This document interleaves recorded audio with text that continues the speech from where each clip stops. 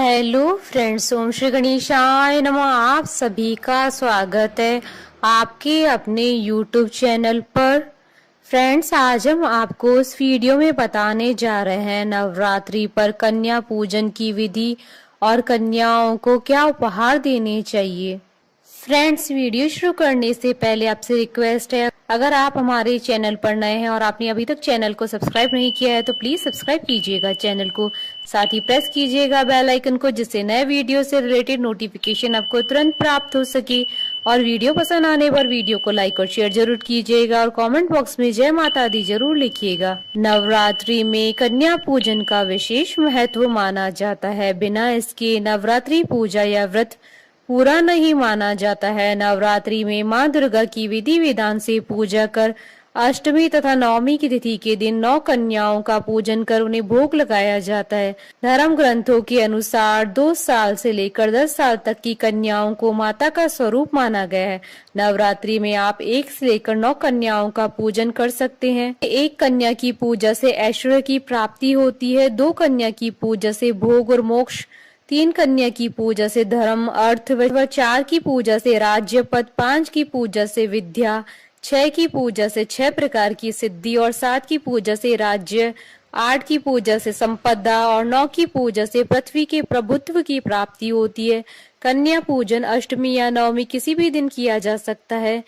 2 साल की कन्या कुमारी, 3 साल की कन्या त्रिमूर्ति और 4 साल की कन्या कल्याणी, 5 साल की कन्या रोहिणी और 6 साल की कन्या कालिका, 7 साल की चंडिका और 8 साल की शांभवी और 9 साल की दुर्गा और 10 साल की कन्या सुभद्रा मानी जाती है।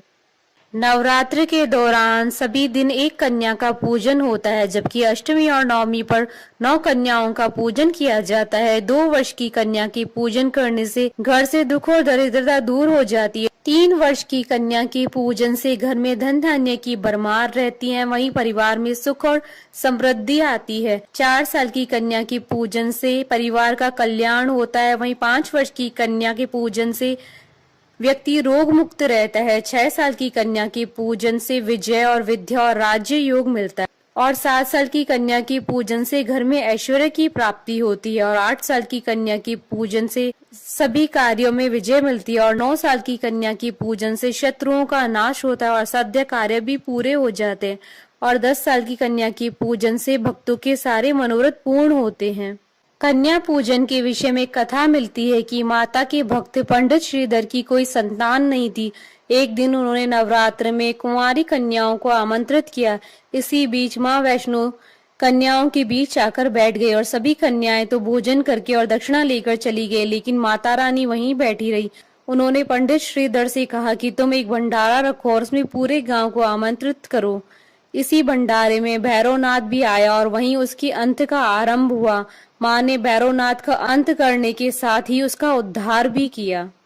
फ्रेंड्स, अब आइए जानते हैं कन्या पूजन की विधि। कन्या पूजन के लिए कन्याओं को एक दिन पहले सम्मान के साथ आमंत्रित करें। खासकर कन्या पूजन के दिवस ही कन्याओं को यहाँ वहाँ से एकत्रित करके लाना उचित नहीं होता है। गृह प्रवेश पर कन्याओं का पूरे परिवार के साथ पुष्प वर्षा से स्वागत करना चाहिए। नव दुर्गा के सभी 9 नामों के जयकारे लगाने चाहिए। कन्याओं को आरामदायक और स्वच्छ स्थान पर बैठाकर सभी के पैरों को स्वच्छ पानी या दूध से भरे थाल में पैर रखवाकर अपने हाथों से उनके पैर धुलाने चाहिए। पैर छूकर आशीष लेना चाहिए और कन्याओं के पैर धुलाने वाले जल या दूध को अपने मस्तिष्क से लगाना चाहिए। कन्याओं को स्वच्छ और कोमल आसन पर बैठाकर पैर छूकर आशीर्वाद लेना चाहिए। उसके बाद कन्याओं को माथे पर अक्षत फूल कुमकुम लगाना चाहिए। इसके बाद माँ भगवती का ध्यान करते हुए दुर्गा माँ को उबले हुए चने, हलवा, पूरी, खीर, पुआ व फल का भोग लगाया जाता है। यही प्रसाद कन्याओं को भोजन स्वरूप में खिलाया जाता है। कन्याओं को भोजन कराने के बाद उन्हें दक्षिणा दी जाती है। इसी के साथ कन्याओं को लाल चुन्नी और चूड़ियां भी चढ़ाएं। इस तरह विधि विधान से कन्याओं का पूजन करने के बाद उनका आशीर्वाद प्राप्त करें। कई जगह कन्याओं को भोजन कराने वाले लोग आशीर्वाद स्वरूप में थपकी लेते हैं। इस बात का भी ध्यान रखें कि कन्याओं के साथ एक लांगुर भी होना चाहिए। मान्यता है कि लांगुर यानी छोटे लड़के के बिना पूजा पूरी नहीं मानी जाती है। फ्रेंड्स, अब आइए जानते हैं नवरात्रि में कन्याओं को क्या उपहार दिए जाने चाहिए। नवरात्रि में जब भी कन्याओं को भोजन के लिए बुलाएं तो उन्हें श्रद्धा पूर्वक श्रृंगार सामग्री भेंट की जा सकती है। क्योंकि उन कन्याओं में देवी भगवती का ही वास माना जाता है, लिहाजा मां को श्रृंगार का सामान उपहार में दिया जा सकता है। मान्यता है कि इससे मां प्रसन्न होती है और सुख और समृद्धि व सौभाग्य का आशीर्वाद देती है। छोटी छोटी कन्याओं को पढ़ाई लिखाई का कोई भी सामान दिया जा सकता है जो उनके लिए उपयोगी भी साबित हो।